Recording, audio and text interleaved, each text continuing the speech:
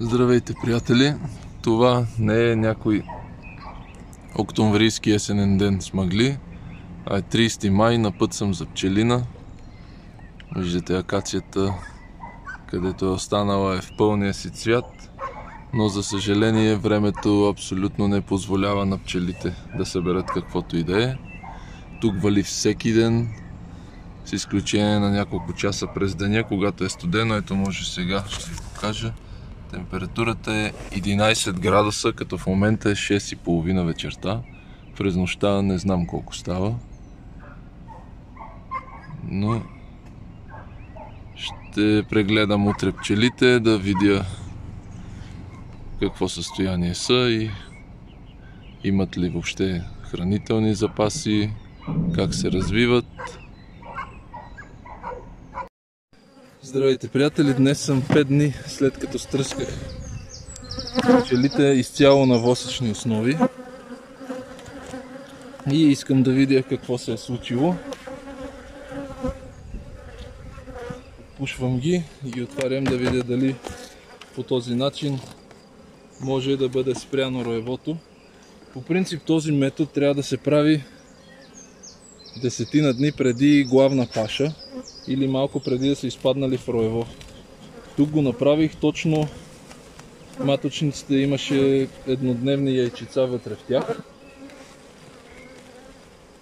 и може и да се окаже, че малко съм закъснял, но все пак ще видим.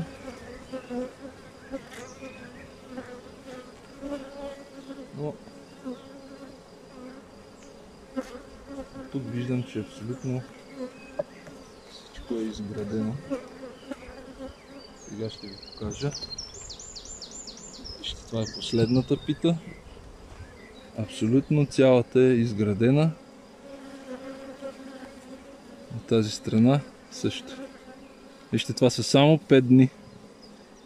А вътре има 7 восъчни основи. Дори и 10 да бяха, съм сигурен, че щяха да ги изградят. Но да видя сега дали...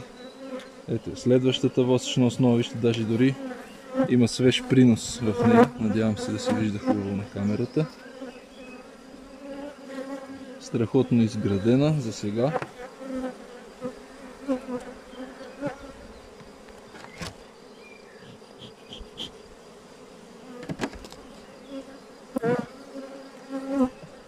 Ето следващата восъчна основа. Вижте, до момента няма никакви следи от маточни чашки. Но ще видим по-навътре. Ето тук е осеменена от майката в долния край. Другата страна има мед. Така.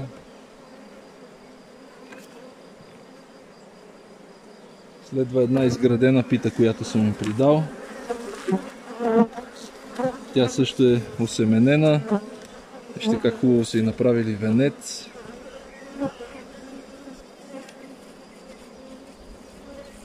От тази страна също цялата е осеменена, тъй като беше изградена най-вероятно.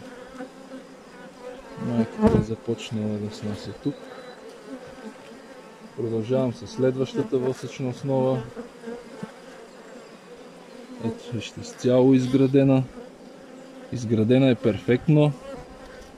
Без търтеви килийки, без маточни чашки.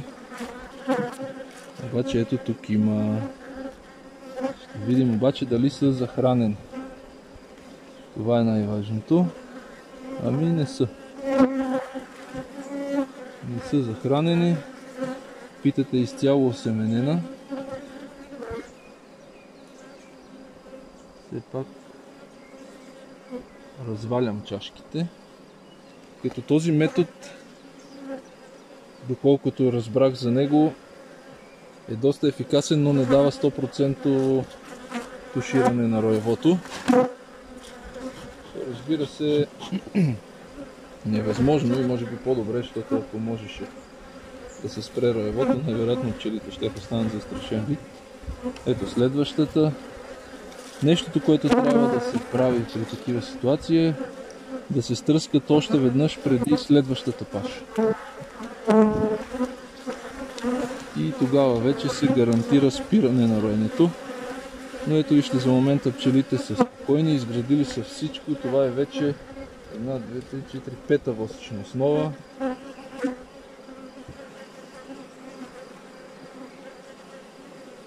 Ето следващата.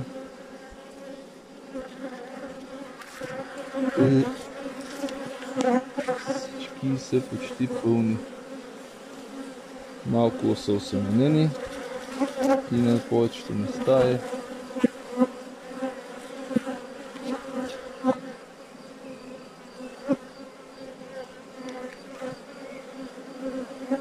така.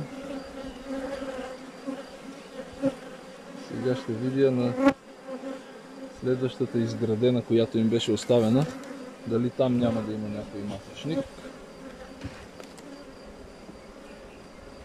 Но за момента семейството изглежда добре.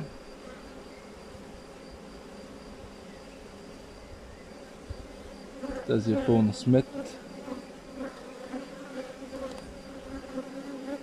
Даже може да се окаже, че майката е блокирана,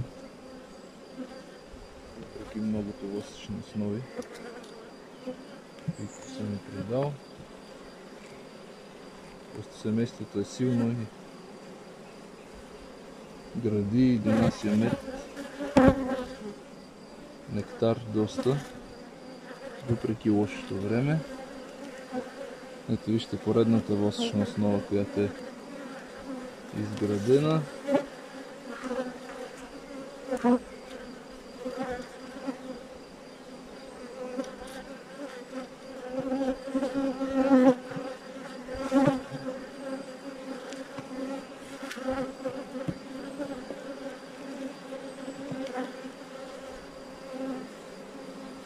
Последната пита, която беше медова от семейството, което съм им оставил. Но ето, може да видите, че този метод временно спира роевото. Има много предимства. Получавате изцяло новоизградени пити. Пчелите донасят и доста мед за тях. Няма да има за нас, но поне не бягат по горите. Така че ето това е от мен. За мен този метод се оказва успешен поне за сега. Довиждане до следващия път.